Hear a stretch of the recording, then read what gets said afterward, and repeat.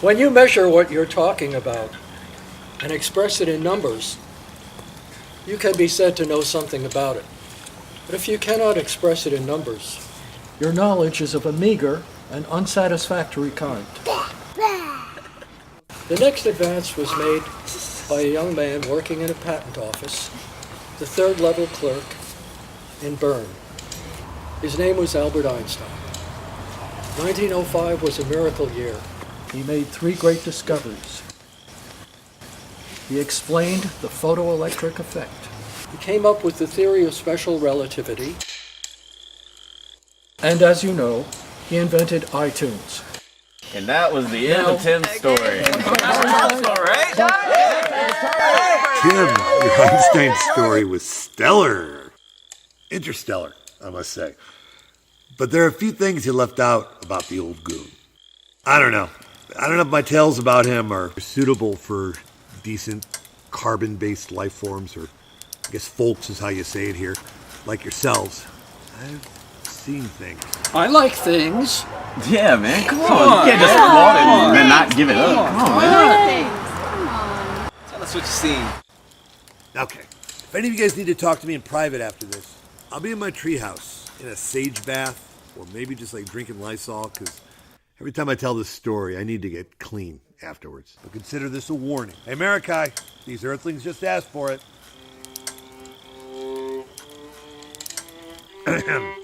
Mimi. This is a story about a young woman. Her name is Orphan Annie, or Annie if you asked her. She'd never tell you, but she's actually quite famous.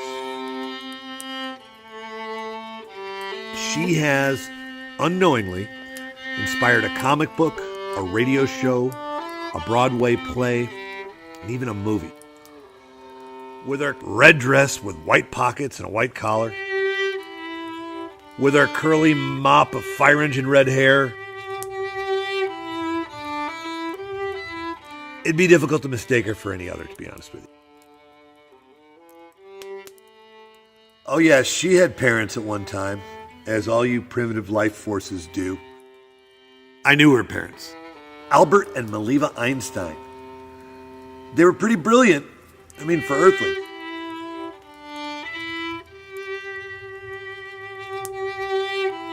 But just brilliant when it came to math and science. They only cared about relativity when it applied to winning the Nobel Prize. Little Annie, fascinated by light, just like Einstein. And one day she actually caught up with it in the form of Daddy Warbucks, the shiniest man in town. Made his money by building machinery and weapons for the military. He didn't have any children of his own. This little girl didn't have anyone to look after her. It was kind of a perfect fit. Together, Warbucks and Annie would travel the world, conquer all the darkness, for their bond was stronger than any metal that ever existed. Annie and Warbucks were both free spirits, which meant even though they loved each other, sometimes stuff would come up. After all, he's a millionaire, and nobody could be a millionaire and also the world's best adopted dad. That left Annie to have to fend for herself sometimes, which she was pretty good at.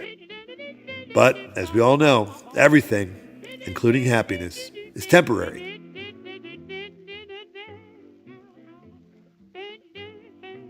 What do they say about Earth? Fairness has nothing to do with it. It happens to Annie a lot.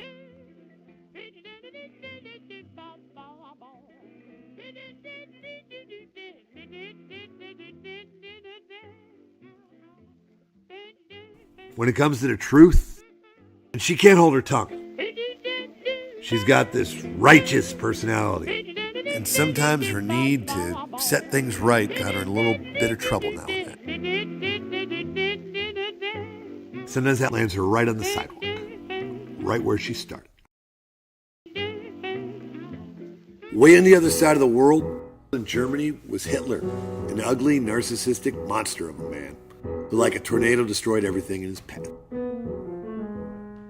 In particular, hatred for our friend Einstein, because he belonged to a group of scientists that discovered that a single atom had enough energy to blow up the entire world. And he was Jewish. Hitler hated Jews for reasons that can only be described as sociopathic and delusional.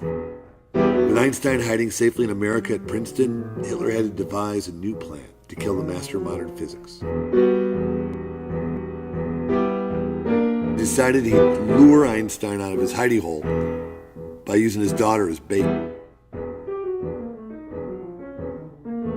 To do that, he had to get Daddy Warbucks to Germany, so he came up with an idea.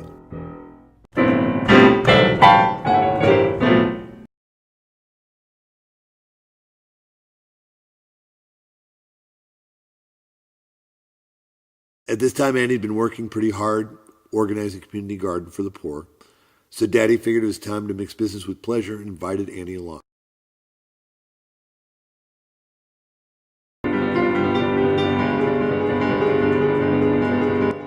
The time machine was to be some of the finest work Daddy had ever created. Therefore, he didn't take lightly when Hitler gave him a bad check and then insulted his suit.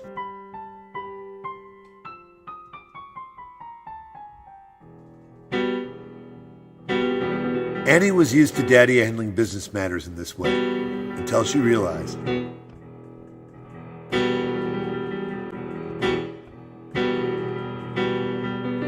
never saw two people move quicker than those two. He would never make it on my planet, ever. It's one of the reasons why we never invited him.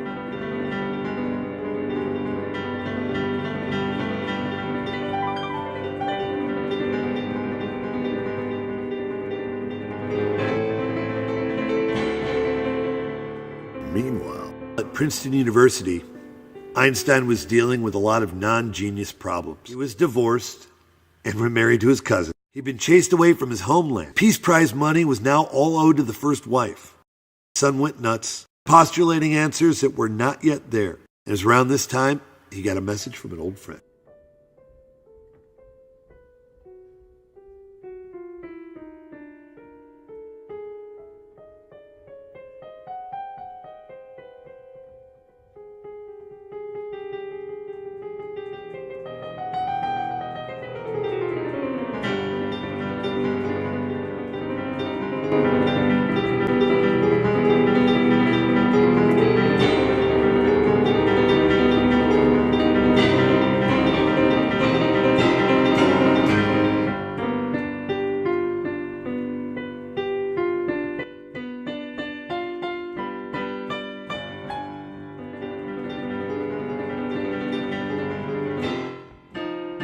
By this time, things had gotten pretty stressful in the time machine.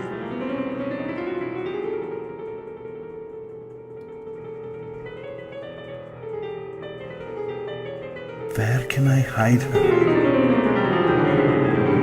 Where no harm will come to her?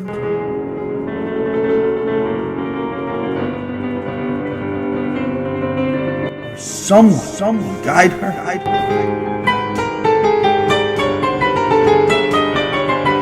Oy vey, she has my hair.